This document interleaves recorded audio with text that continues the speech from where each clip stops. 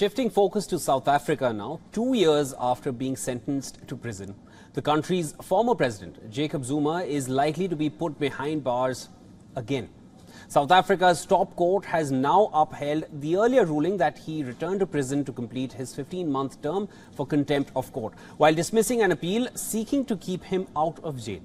The former South African president was sentenced in June of 2021 after refusing to testify before a panel probing high-level corruption during his 9 years in office, which ended in 2018. He was freed on medical parole just 2 months into his term. Last year, the Supreme Court of Appeals found that the decision to release Zuma on early medical parole was unlawful, ordering the return to prison to finish his sentence for contempt of court. But the ruling was challenged by the National Commissioner of Correctional Services. It has been dismissed now by the Constitutional Court. The Department of Correctional Services has said in a statement that it was studying this judgment and seeking legal advice.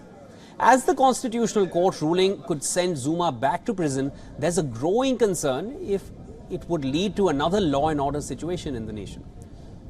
In July of 2021, as Zuma turned himself in, South Africa witnessed deadly nationwide protests against the court ruling. In the violence that ensued, 337 people were killed. South Africa's leading opposition party, the Democratic Alliance, described the latest ruling as a victory for the rule of law.